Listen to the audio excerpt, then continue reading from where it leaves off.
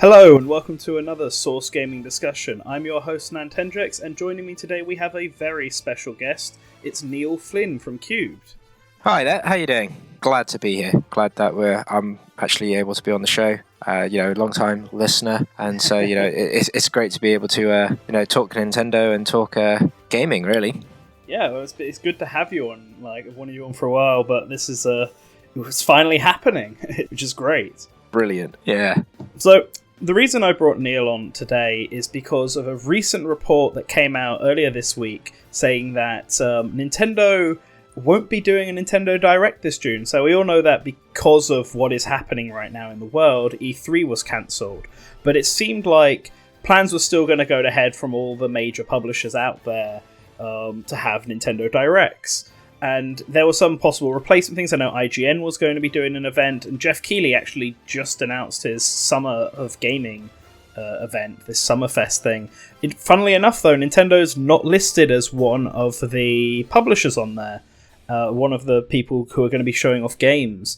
And this recent report has said that apparently Nintendo were planning their own sort of separate event around the usual time, but due to the state of the world right now, they've decided to cancel that and not go ahead, which is pretty interesting because if you kind of look at their upcoming calendar, there isn't anything after the beginning of June. We've got Xenoblade Chronicles at the end of May, and then Clubhouse Games at the very a week later at the beginning of June, and that's it. Nothing else. So that's Nintendo's peak. Yeah, they know they can't do any better than Clubhouse Games, so that's just why even try. But it's interesting though because that's left all of us fans sort of thinking, what are they going to do? Now they don't necessarily need to have a Nintendo Direct; they could just drop stuff on Twitter. But it's definitely out of the norm for Nintendo. They only tend to do that for stuff like mobile games or the weird things like Labo. But yeah, we thought we'd just talk about it and what are Nintendo doing now? What are they going to be? What stuff do they think they have to announce? Do we think this is actually true? When we start with that one. This is still technically a unverified report being shared originally by VentureBeat. I think if we're gonna find a solution to what they're going to do, it might take a little while. It could be a situation that Nintendo won't actually verify this for quite some time, or they might just come out and say it. We did get the release date for Deadly Premonition 2 the other day through Twitter. Randomly dropped out there, and it could be the case where Nintendo might start sharing small snippets via Twitter, like you say, or via any other platform over the course of the summer until maybe things improve in the world. But in terms of verifying that, it's really difficult. Nintendo keep their cards very close to their chest. They always have, they always will, and it's so difficult to tell. The rumors that have come out more recently for that Nintendo Direct Mini and an Indie Direct as well, an Indie World, those are accurate. So in one way I have no reason to not believe it, but at the same time I still think Nintendo are the masters of creating these digital showpieces, these YouTube videos of discussions and putting together things like that. Maybe that the state of the world has caused larger developers to obviously miss a lot of their deadlines, but I still think indie developers are pushing forward. So I think there could be quite a strong renaissance here for indie games, and hopefully Nintendo can capitalize on that. Yeah, that is very true. It does seem like an odd thing to not be able to go ahead with. I mean, unless they wanted to record live action segments or do something similar to what Sakurai was originally doing with his presentations, where they properly film it up using the Game Center CX crew. I don't see why they couldn't just put a digital event together. Maybe they don't want to announce the release dates of certain games, but other developers are going ahead perfectly fine with announced stuff. We just had the new Assassin's Creed announced, which is still on track, and maybe there's almost certainly some stuff that's been pushed back. The big one that obviously everyone's talking about, the Mario 35th anniversary games, the Paper Mario one, that All-Star 2 collection, and that one's an interesting one because I'm pretty sure that's probably meant to have been announced by now, and it's obviously not. I think when it comes to Mario's 35th anniversary, you're right, maybe Nintendo could have wanted to do a bit more of a live stage thing. You never know, they might have actually done it live from Universal Studios Japan, where they're building Super Nintendo World. They could have been, willing to do something there and present it from there just to showcase the magic, maybe.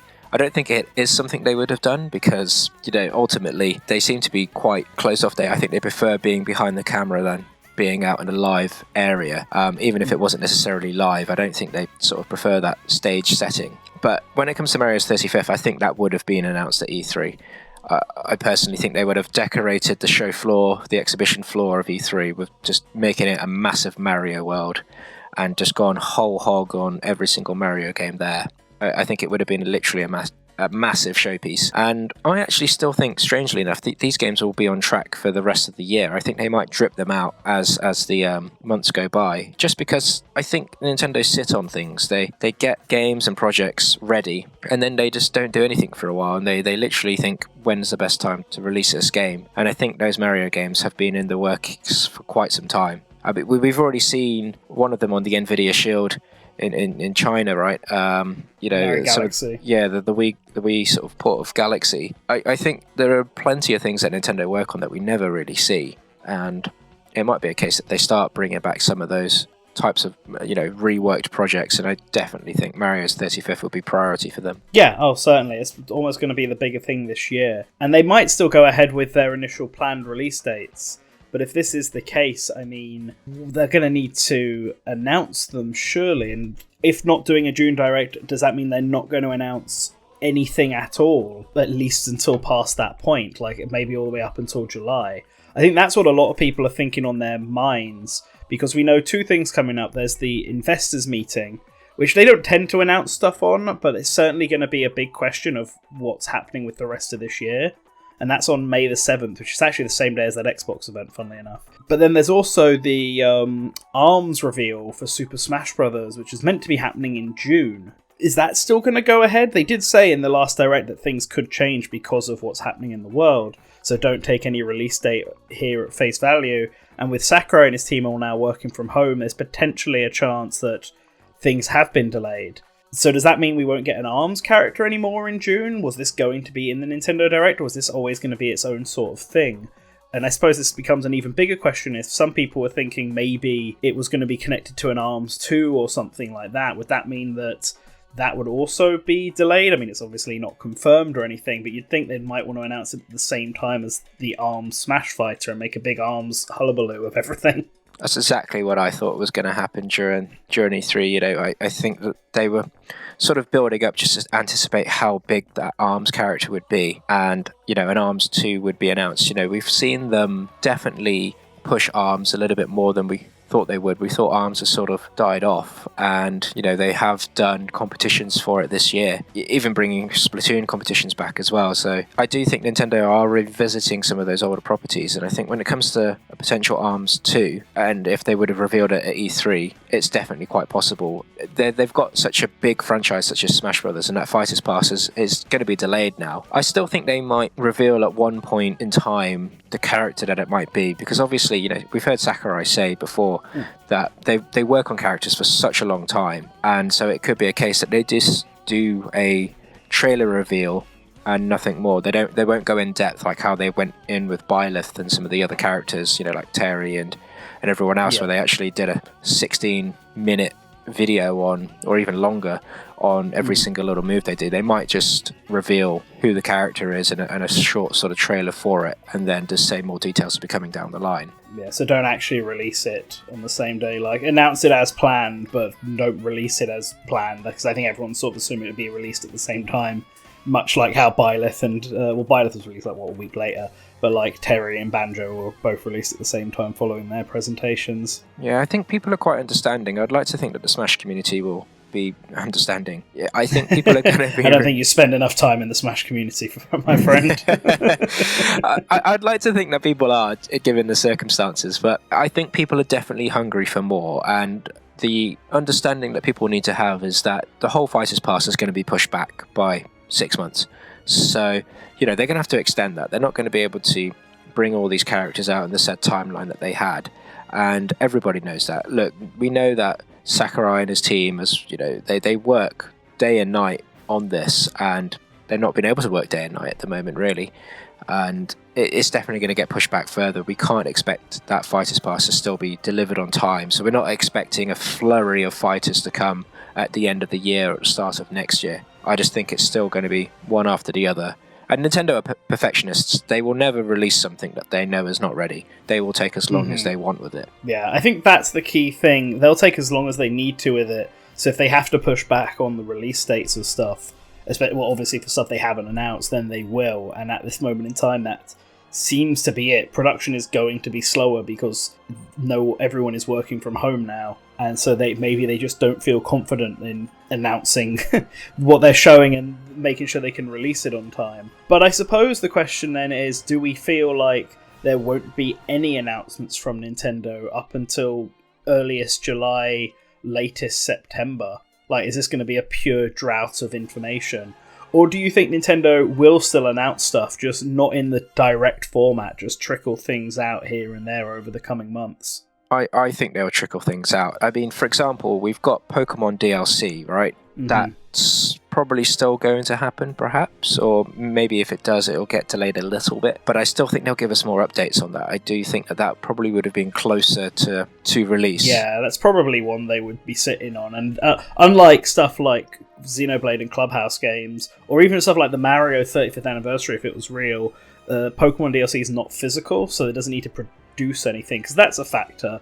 Even if Super Mario 35th anniversary was finished, if they wanted to produce the actual cartridges for it, and they can't because everything's shut, that could be a factor in why it would be something like that would be delayed. But whereas Pokemon DLC doesn't have to worry about that. I would say that you've hit the nail on the head there, because when you look at charts in the UK at least, and we know that Nintendo, we know that a lot of these charts actually don't include digital sales.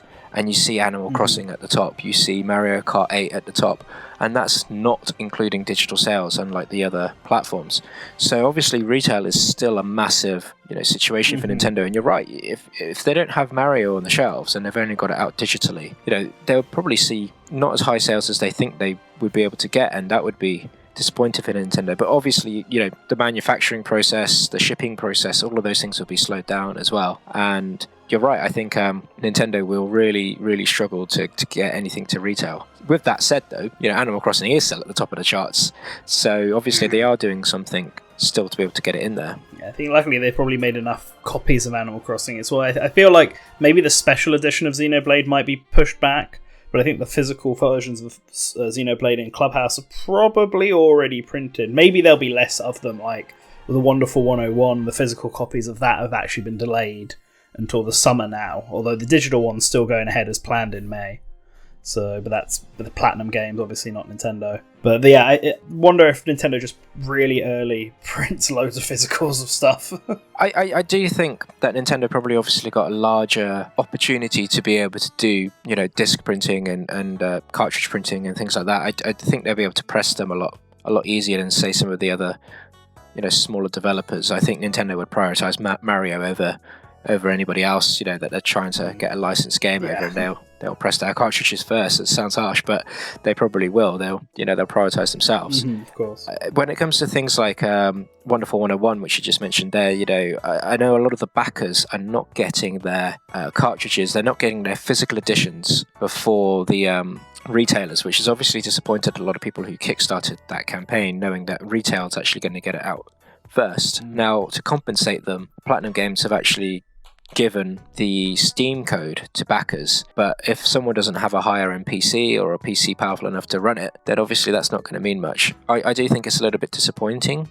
I understand the situation, but I do think it's disappointing for people who have obviously gone to support them on Kickstarter and haven't really been able to, then show that love back to them. It might put people off, backing other projects that they might decide to want to publish. I think it's really, it's a really tricky situation for them to have to muddle through. When it comes to Clubhouse games, on the other hand, this is going for the casual market. This is going for the, the parents and the people who remember the Wii. When we saw that video, we saw bowling. We saw a sort of different version of tennis. It seemed like a combination of Wii Sports and Wii Play types of games in there, as well as a bunch of card games as well. Yeah. I do think that, that's the kind of game that would do quite well if you picked it up off the shelf. I'm not quite sure if people will pay $49.99 on the eShop for it. No, I don't think they will. It's determined to be told, yeah. I think it's a cheaper game, Clubhouse ones. I think they're selling it at a budget price, maybe £35. Is that what Nintendo does for their budget titles over here? I can't remember. Although it feels like the one I'd rather get online, but I get your point of, for the casual market, people would probably be more likely to pick it up physical because they'll see it in like supermarkets and pick it up from there. Yeah, for sure. I think a lot of the budget titles that are released by Nintendo tend to be around that £25 to £30 mark. I just remember Captain Toad coming out around that sort of price. Yeah, that's as well. that's the price I'd expect it to be. Whatever Captain Toad was, I didn't pick it up on the Switch, so I don't remember what it was. But that's actually moved on to Super Mario 35th.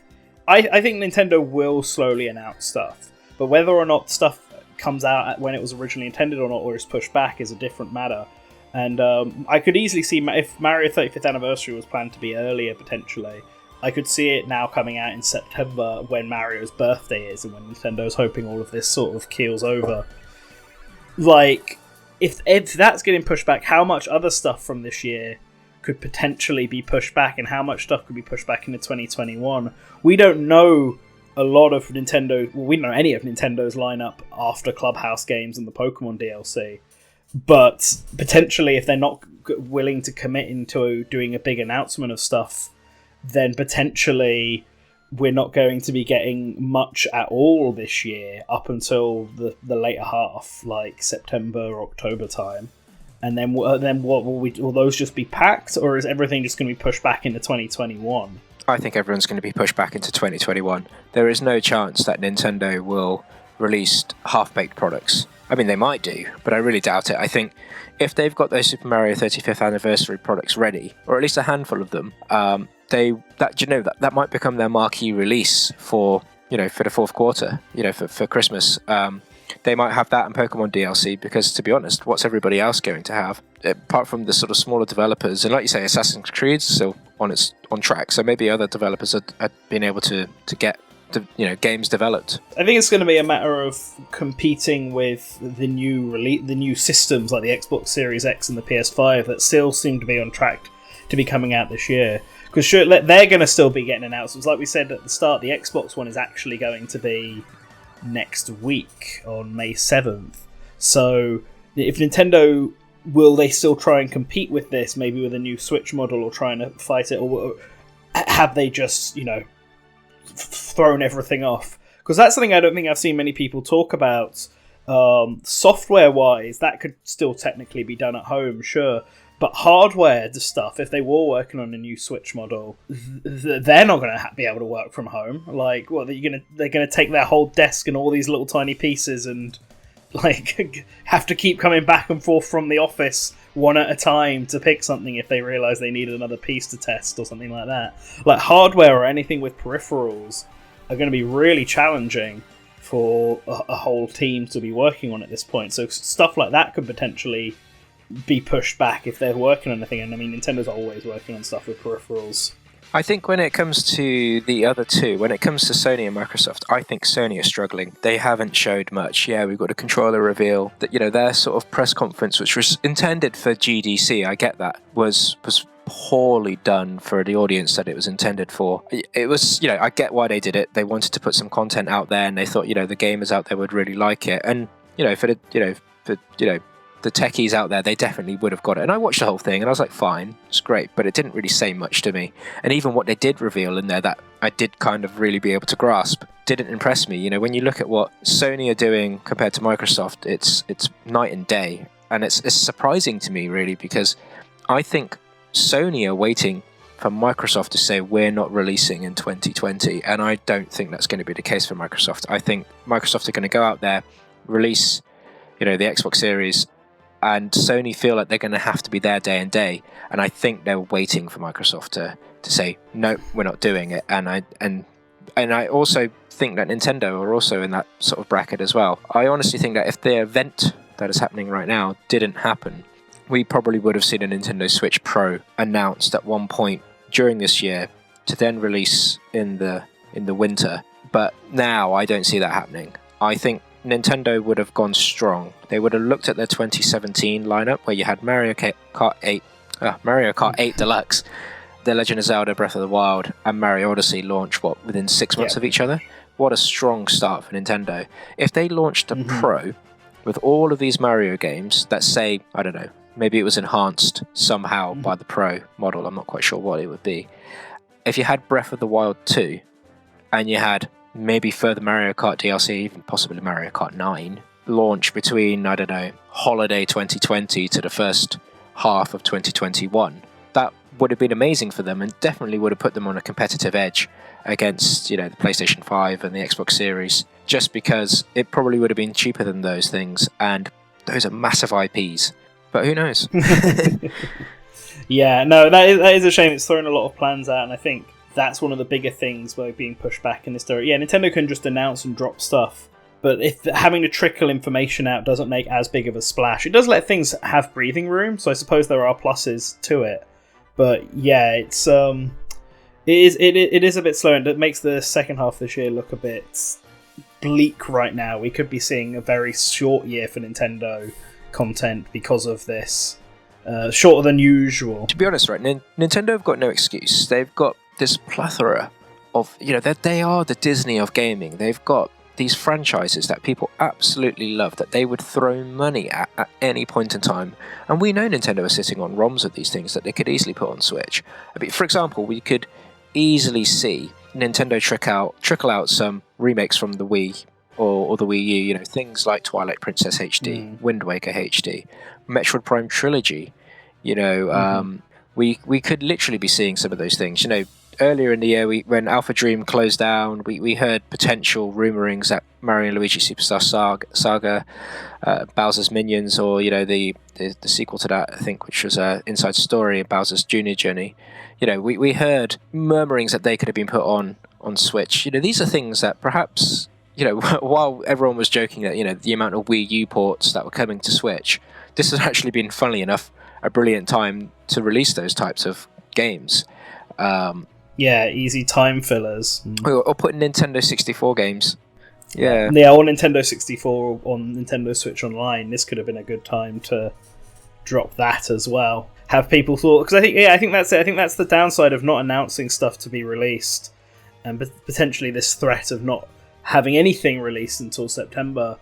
This is a time Animal Crossing's done so well, primarily because everyone is stuck inside. I mean, it's a great game, and it's from a series that a lot of people like, but I feel like it has definitely done better because people are inside, and it sort of fills that gap. People who aren't gamers are buying it. I've had people who haven't played video games who are interested in picking up a Switch and stuff just to try and do something. I mean, it's hard because finding a Switch at the moment is like next to impossible.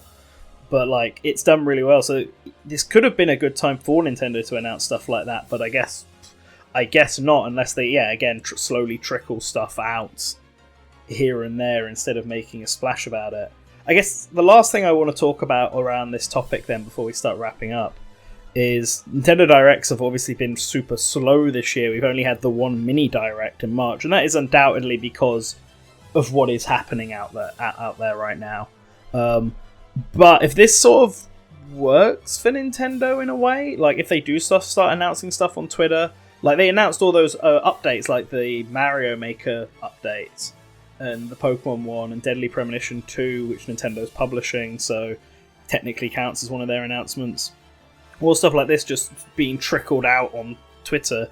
Maybe they'll just stop doing Nintendo Directs. Do you think that's a possibility, or do you think things will return to the norm once this is all over?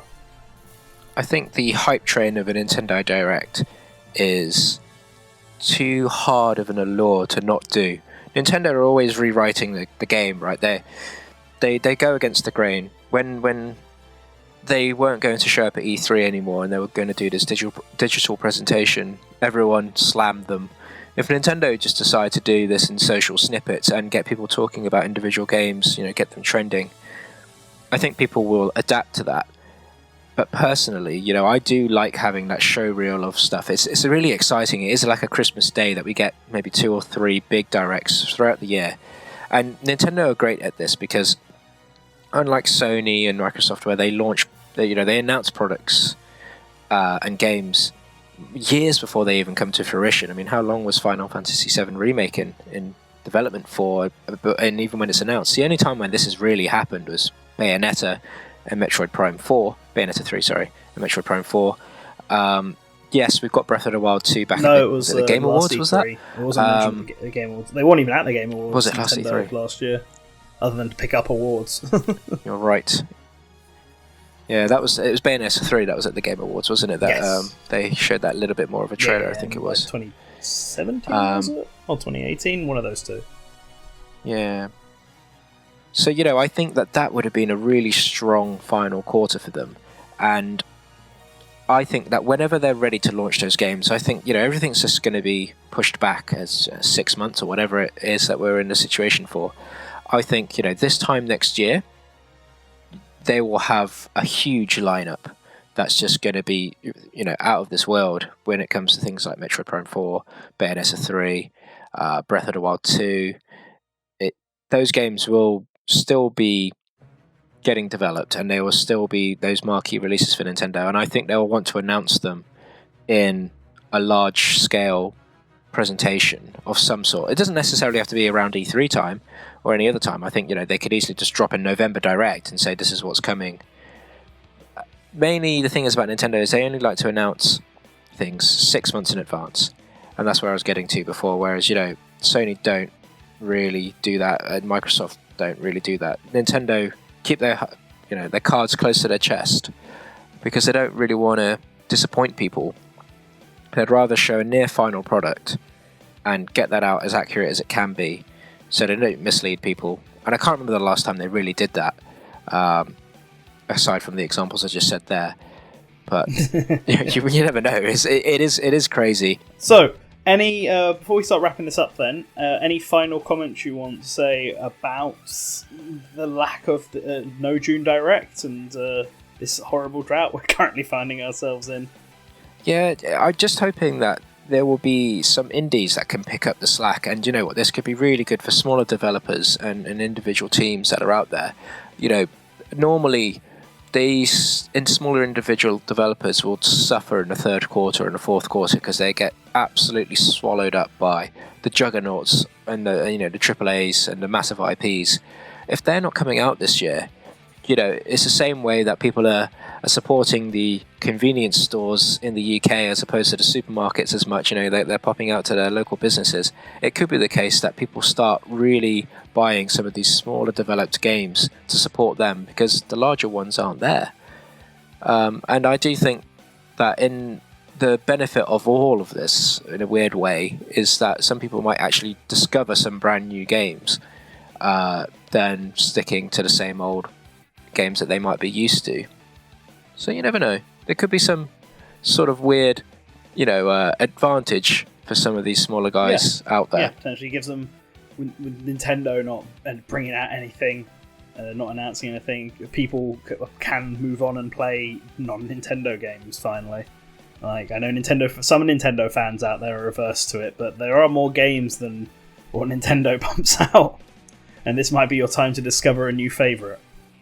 Alright, well, thank you very much, Neil, for joining me for this discussion. Why don't you let the people know where they can find you at? Yes, of course, yeah. So for anyone who doesn't know me or doesn't already follow me at Flynn Neil on Twitter. That's FLYNNNEIL. Or you can actually go to Cubed3, so at Cubed3 on Facebook and Twitter and Instagram. Go and give us a quick follow there. We do reviews, previews, we do anime write-ups, movie write-ups, we do plenty of content on the website, we do news roundups as well. Go and have a look at cubed3.com. Loads of Nintendo stuff there, but we also look at Xbox, PlayStation, PC games as well. So we've got a variety of content on the website. We do work with our friends here at Source Gaming and other outlets as well to make sure that we can bring the best content that we can to you. But for sure, follow us on those channels. If you want to reach out to us and send me a message or send us a message at Cube3, feel free to do so. We're always online, especially right now.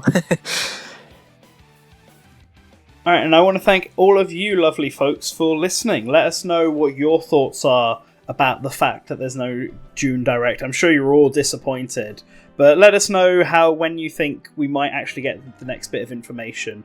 Like, when will we next see it? Will it be trickled out on Twitter? Will we be dry until July? Well, what's going to happen? I want to give a special thanks to all the patrons who will be appearing on screen. £5 are up. They are all lovely people, and you can join that list by following the link down below. If you do, you can suggest stuff for us to do, and we will be slaves to your whims, as long as they're within reason. So, if you're interested, do that. Obviously, I know not really a great time. Everyone's sort of looking out for themselves. Totally understand that. But it's also a good time to be supportive of one another. But entirely up to you. You could always just like, subscribe, hit that bell icon and join the squad. And always remember to return to the source.